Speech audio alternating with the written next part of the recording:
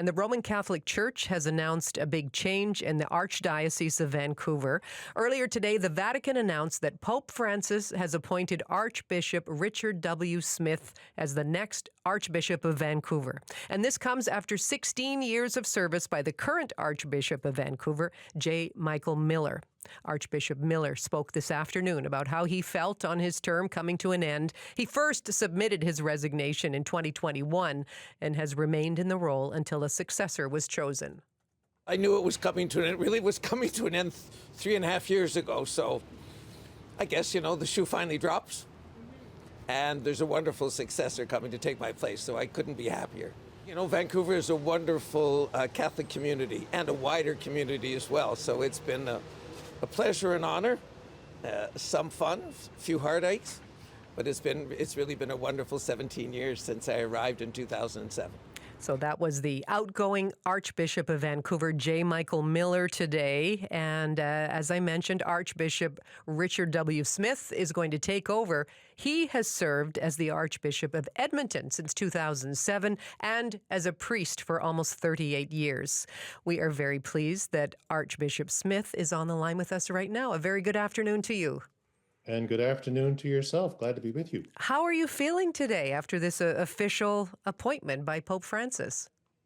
Well, mixed feelings. I guess that's standard when you're leaving a spot where you've been for 18 years. Edmonton has been my home and been working closely with many, many people that I've grown to really respect and admire over the years. So there's a sense of sadness in that for sure. At the same time, the Pope's asked me to undertake a new mission, this time in the Archdiocese of Vancouver. And so I'm looking forward to meeting the people there, getting a sense of getting the lay of the land, hearing what has been unfolding over the past few years, and seeing how we can work together there in Vancouver to move forward the great things that have already been unfolding. Well, that's what I was going to say. I mean, how do you intend to build upon the legacy of your predecessor, Archbishop J. Michael Miller? Well, big task, first of all. Those are very large shoes to fill. He's a great leader, very generous man.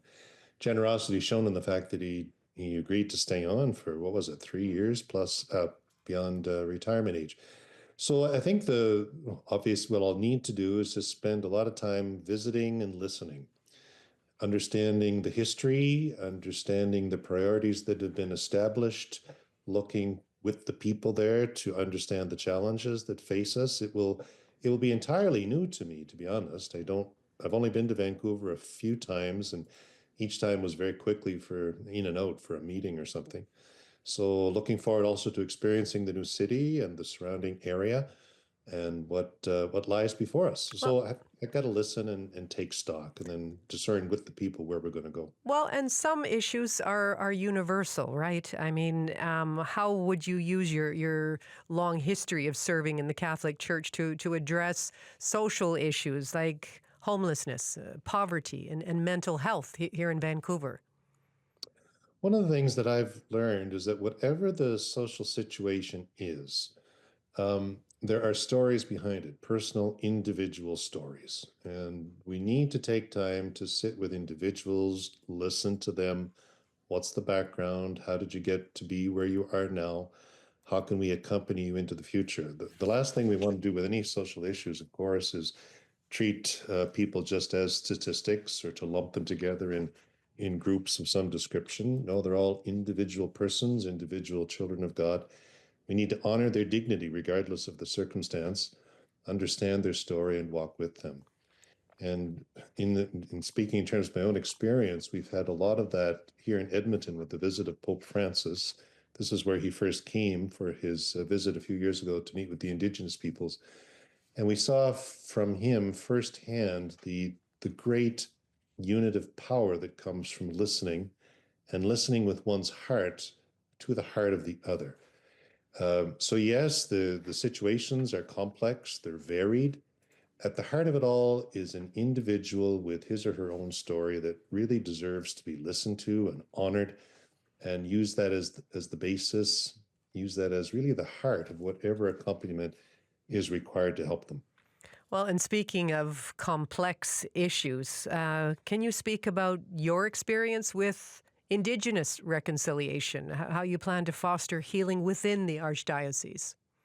Yeah, thank you for that. It is a complex, it is a multifaceted issue. But on the basis of my experience here, and of course, we had the great blessing of learning from Pope Francis, we've established there's been good, long-standing relationships, but I'd have to say, on the basis of the experience with Pope Francis, they've deepened and they've strengthened. And I guess the core lesson is that reconciliation unfolds one relationship at a time.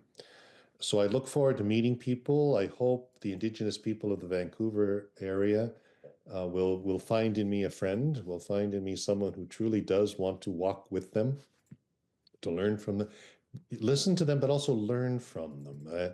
That's been also a great blessing, I'd have to say, over the past years here, learning the great giftedness of Indigenous culture and wisdom and traditions. They have so much to teach broader society. And I look forward to learning from the particular traditions and cultures of the Indigenous peoples of the Vancouver area. And here we are living in very turbulent times, very uncertain times as well. And at times like this, what role can faith play in people's lives? I would like to suggest that faith points us to the reason for hope. So this transition of archbishops in Vancouver is happening in the context of the Jubilee of Hope. It's a special Jubilee year called for by the Holy Father himself. And so, all right, I think in the midst of, yes, I agree with you, the turbulence, the uncertainty, the growing, what would I say, anger, bitterness, division that seems to characterize so much of society, it's easy to grow despondent, maybe at the verge of despair. And what is the reason for hope, for real hope? Now, certainly, it's no surprise to anyone and to any of your listeners, I'm sure, to hear a bishop say that the reason for that hope is a person, Jesus Christ. And my hope would be in this context to look for new ways to make that reason known, and with our Catholic people to shore them up. We're as vulnerable as anybody else to the difficult situations, and we too can grow weak in our faith if we're not careful. And so it's be a good opportunity for us to shore ourselves up in the reason for our hope and share that with others. Hope is what's in. There's a lack of supply, really, of hope right now, and how can we work together and help others find a reason for hope again? Oh, that's an interesting way to put it. Lack of supply of hope right now. And, we have also been, of course, hearing the tenuous reports of Pope Francis's declining health over this past week. How are you feeling? How is the Catholic community feeling about this? Well, thanks for that question. Yeah, it's a delicate moment for us, and not surprisingly, the Pope in the Catholic Church, he's head of the Church, but he's our spiritual father. In Italian they call him Il Papa, and we can sort of transliterate that into English as our Papa, our dad. And when someone who is elderly and who is close to us and well beloved is ailing, is in need, we just instinctively rally around the person. And beautifully, we're seeing that happen across the globe. So many people are traveling to Rome so that it can be near him and to pray for him, whether it's in St. Peter's Square or outside the Gemelli Hospital. But media will show us that this is happening around the world right now. So we chat about that, certainly among ourselves here in Edmonton. I'm sure the same is happening with the Catholic community in Vancouver. Obviously, from a personal perspective, we pray that he'll come through the recovery. At the end of the day, and I'm sure this is what Pope Francis really wants us to pray for, is that God's will be done for him, whether that be healing or whether that be calling him home at this particular time. But he's very, very much on our hearts and minds, and it's edifying and wonderful to see how beloved this man has become to people around the world. Now, I know you have just been appointed, again, officially appointed today in this new role. And as we mentioned off the top, the current Archbishop J. Michael Miller is going to remain in office until you arrive. When will that happen? When can we expect you to step into the new role? Well, we've got to work out those details yet. But normally the transition period spans about 2 to 3 months, just to allow to happen whatever needs to happen in that process. Of course, right now, those 2 to 3 months will involve Lent and Easter. And those are our two high holy seasons, and we don't want to distract from them in any way by an installation mass and all that goes with it. So I expect it will be probably the latter part of May that I'll be formally installed. But we'll have to work out those details, and when they're finalized, we'll obviously let people know.